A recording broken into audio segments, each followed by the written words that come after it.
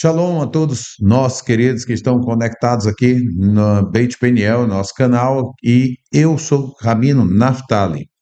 Queremos falar hoje para você a respeito de um assunto que muitas vezes é questionado, né, e opiniões diversas, mas a pergunta que está, inclusive, para esse vídeo é: Yeshua transformou água em vinho. Aquele vinho era fermentado ou não fermentado? Eis a questão. Vamos já saber a resposta disso. Porém, antes da gente continuar, não esquece de colocar o teu like, compartilhar e também comentar, tá bom? Vamos também alcançar. Se você conhece alguém que está descobrindo o nosso canal, o que você está apresentando, também faça com que essa pessoa possa se inscrever. E se você também não é inscrito, se inscreva. Vamos ampliar o número de inscritos. Nós estamos agora crescendo, já chegamos aos 31 mil, vamos chegar a 100 mil. Assim, o Eterno queira, Bezrat Hashem. Então, eu convido você hoje a analisar comigo que tipo de vinho Yeshua transformou.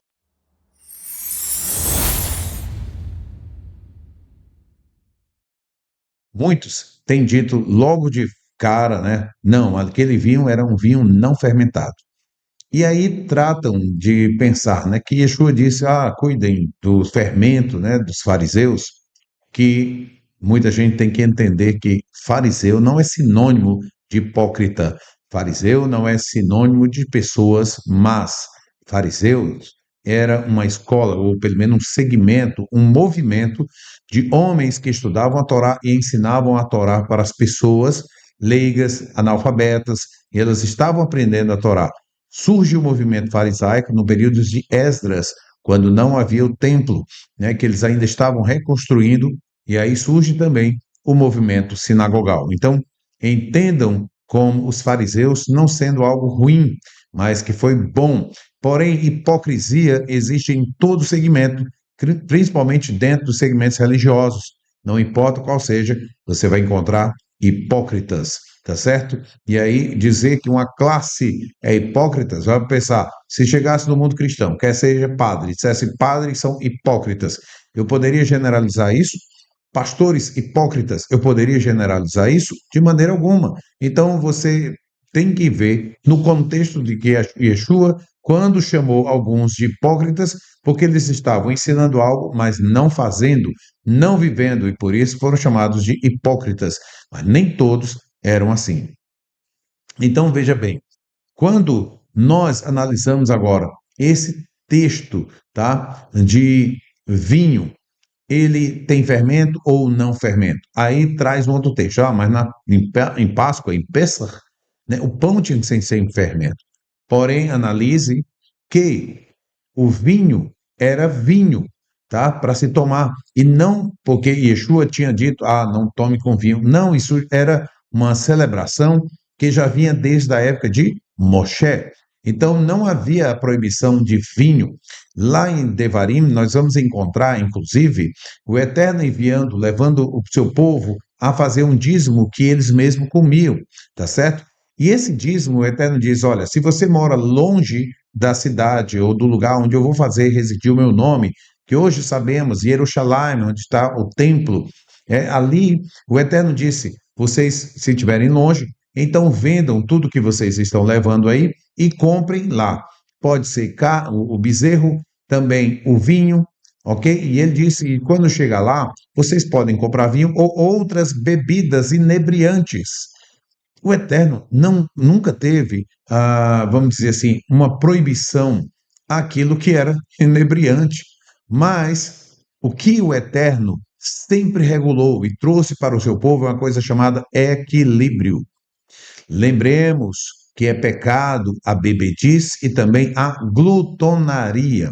Então, se você não toma vinho, mas come demais, você está no mesmo pecado, tá certo?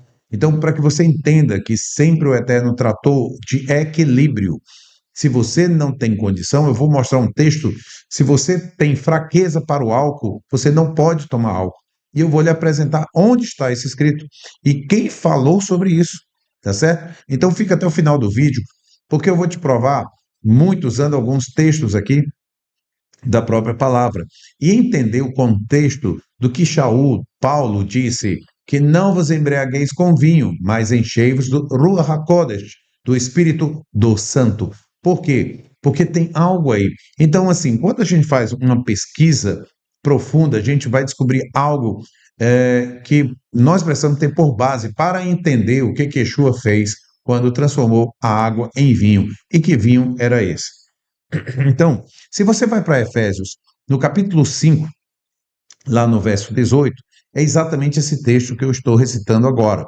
Veja só: e não vos embriagueis com vinho, no qual há dissolução, mas enchei-vos do Espírito, do Ruach HaKodesh, o Espírito do Eterno. Então, quando você faz uma pesquisa sobre o que é que está havendo ali, para descobrir o que Shaul estava fazendo dentro até dos contextos bíblicos mesmo. Na verdade, eu vou fazer uma mistura de informação e você pode fazer essa pesquisa e vai descobrir. O que acontece? Paulo não estava proibindo, ele não disse não tome vinho. Até porque ele seria incoerente, né? Porque para Timóteo, lá em capítulo 5, versículo 23, 1 Timóteo, Paulo diz: Ô Timóteo, não toma só água, mas um pouco de vinho. Para quê? Para o teu estômago e as frequentes enfermidades. Então, não era, vou logo de cara lhe dizer, não era um vinho não fermentado. Por que ele está dizendo, inclusive, para enfermidades? Porque quando se toma vinho, e se você olhar hoje na forma medicinal, vai exatamente lhe instruir também a tomar um cálice, um pouco de vinho. Não é muito vinho, é um pouco, porque senão você vai para o lado prejudicial. Qual é a diferença do remédio para o veneno? É a quantidade. Muita gente, né, até se envenena com muitos remédios. Então, o vinho é a mesma coisa. Um pouco ele vai ser medicinal, ou muito ele vai ser veneno. Exatamente isso que você tem que entender. Por isso que Shaul vai dizer: não vos embriagueis. Embriagar tem que tomar demais, tem que chegar a perder o quê? O senso comum. Vai perder a sobriedade. E é isso que a palavra não é só Shaul, não é só Paulo. Isso já vem anteriormente, textos que já ensinam dessa forma. Eu trago para você aqui lá o que Salomão, em Provérbios, citou. Olha o que ele diz aqui. Para quem são os ais? Para quem os pesares? Para quem as rixas? Olha aí as contendas, né? Onde há a dissolução. Para quem as queixas? Para quem as feridas sem motivo? Para quem os olhos vermelhos? Agora ele vai responder: para os que se demoram junto ao vinho, para os que andam buscando bebida misturada. Não olhes para o vinho quando se mostra vermelho, quando resplandece no copo e se escoa suavemente. Veja que Salomão já está trazendo aí, se você não tem controle, se você é um descontrolado na bebida, se afasta dele. Exatamente é isso que ele diz, né? Nem olhe, não olhes para o vinho. Então, ele está dando uma recomendação. Se você está apegado demais a essa bebida, se afasta. Por quê? Ela era não fermentada? Não, é porque ela era fermentada.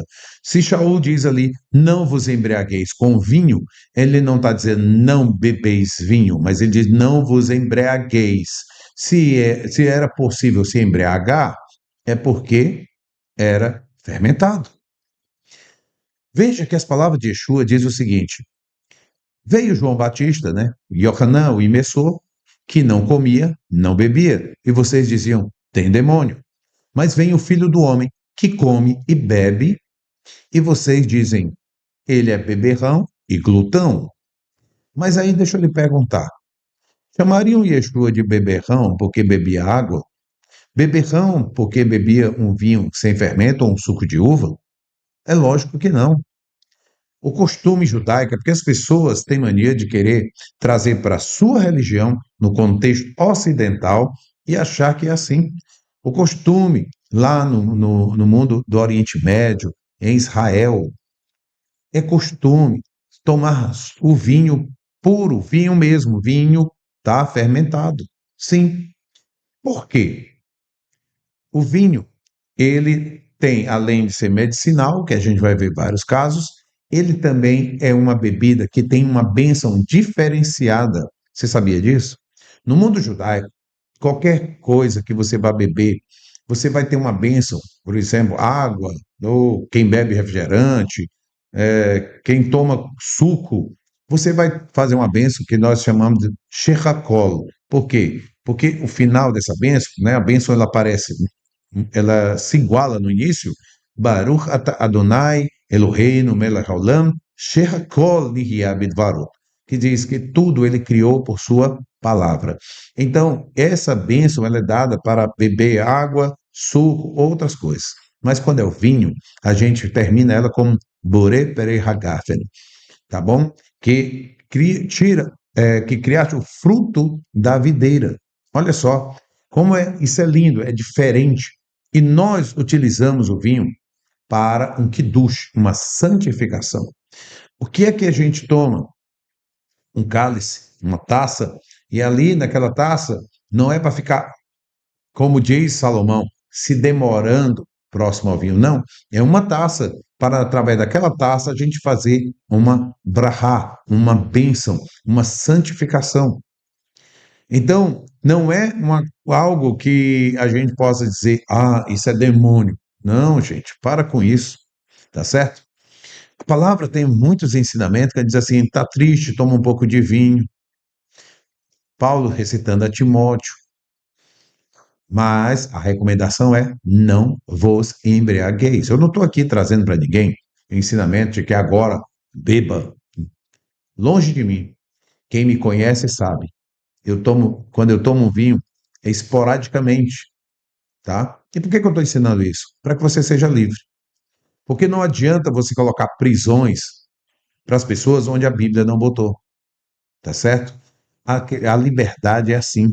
Às vezes as pessoas têm medo da liberdade. Eu não estou dizendo isso que é para você agora, a partir de agora, tomar litros e litros de vinho. Estou dizendo isso. A questão é, tome cuidado para não criar uma doutrina onde não existe. Colocar, não, que ele tomava sem fermento. Aonde e como você me prova que o vinho que Yeshua fez era sem fermento? Porém, no texto diz algo, que entregaram ao mestre Sala, né? Um sommelier, vou chamar assim, o que é que prova o vinho, que experimenta daquele vinho. O vinho tinha acabado. Yeshua mandou encher 6 metretas, né? O que são isso? As pessoas às vezes pensam que são pequenos vasos, como um pote. Ali eram lugares que dava para se tomar o banho do mikve, tá? A pessoa entrar completamente. Era cavado nas pedras, e era de pedra ali. Então ele encontrou, ele diz, encham. Ali dava média de 650 a 700 litros, tá? De água que encheram. É interessante que o texto diz o seguinte, que os homens que ele, Yeshua disse, agora peguem e levem ao mestre Sala. Eles tiraram da água, não foi vinho que estava ali. Imagina um lugar cheio de água, virou vinho, o cheiro que aquilo ia ficar, né? Mas não, eles tiravam água. O texto diz que eles tiravam da água e levavam para o mestre Sala provar. O milagre acontecia, e você pode prestar atenção, que o texto vai mostrar isso, que dá você a entender que acontecia quando virava ali para que o mestre tomasse. Quando ele bebe, o que ele diz? Ele fala que agora ele estava provando de um melhor vinho. E achou estranho, porque ele disse: olha, se dá primeiro o melhor vinho, e no final se dá o vinho pior.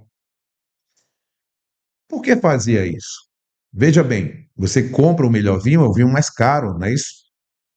E dá no começo da festa. Porém, muitos noivos não tinham muito para manter durante todos os dias aquele vinho bom. Então, o que ele fazia? Ele comprava um inferior. O vinho bom já fazia com que os convidados já não percebessem mais se era bom ou ruim. Deu para entender. Você tomou vinho, e agora, se chegar um ruim, você já não tem mais aquele paladar ou está tão bem para compreender se você está tomando um vinho bom ou ruim. Mas isso quer dizer o quê? Que o vinho bom era um vinho fermentado e de melhor qualidade. E aqui é onde eu fui numa pesquisa mais profunda. Questão de quem é o mestre Sala, Como é que é um sommelier? Como é que ele mede um vinho? É um vinho com fermento ou um vinho sem fermento? Quando um sommelier, porque preste bem atenção, este mestre-sala não sabia que Yeshua, quem era Yeshua, que tinha sido algo vindo de Yeshua, não era alguém que estava doutrinado, não, eu só posso tomar vinho sem fermento. Ele não estava nem sabendo de nada. Chegaram com ele com aquela água que na hora que ele foi tomar, viu e sentiu o sabor de vinho. Agora, quem é o sommelier? Alguém experiente de tomar vinho. Vinho que vinho? Fermentado. Tá certo? Para trazer ali uma nota sobre aquele tipo de vinho. Então, olha o que é que diz aqui. Quando o mestre Sala elogiou o vinho, dizendo que era o melhor, isso indicou que era um vinho fermentado, pois ele o comparou aos outros vinhos servidos na festa. Na cultura judaica da época, o vinho fermentado era bebida tradicional em casamentos e celebrações, não só da época, até hoje. Ainda hoje é servido vinho. No relato de João 2, de 1 a 11, o mestre Sala menciona que normalmente se servia o melhor vinho primeiro e depois que os convidados já estavam satisfeitos, né, se servia um vinho inferior. Mas o vinho que Yeshua transformou a partir da água foi considerado o melhor da festa, sugerindo que tinha todas as qualidades esperadas de um vinho fermentado e refinado. Esse detalhe reforça a ideia de que o milagre não foi apenas transformar água em vinho, mas criar um vinho de qualidade excepcional, surpreendendo até quem já estava acostumado com bons vinhos, que é o caso do mestre Sala, ou como nós conhecemos de sommelier.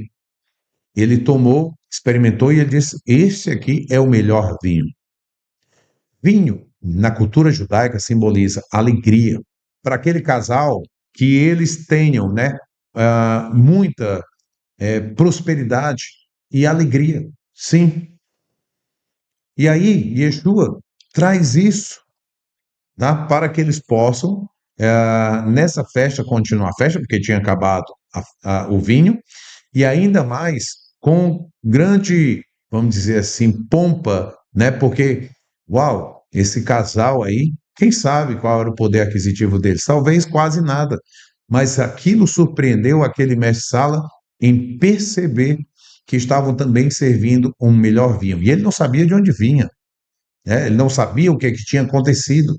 Então, para ele, esse vinho tinha sido providenciado pelos noivos. Quando o Eterno nos providencia, através da misericórdia de seu Mashiach, alegria, ela é a melhor. E aí eu trago aqui a mensagem final disso tudo. Quer comais, quer bebais, quer façais qualquer outra coisa, façam para a glória de Deus. Isso quer dizer o quê? Muita gente se preocupa no vinho, mas esquece a glutonaria. Seria esse também um hipócrita? Muita gente se abstém de um vinho, mas esquece da Lashon Hará, a língua maledicente que fala dos outros, que julga o próximo, que critica, porque o vinho onde vai em demasia traz o quê? Contenda. A língua ferina também traz. Nós vamos cumprir o que Shaul falou também, uma instrução boa, não vos embriagueis com vinho, sem problema algum. Que Deus te abençoe, que você seja abençoadíssimo pelo Eterno na prática da palavra. Shalom, shalom.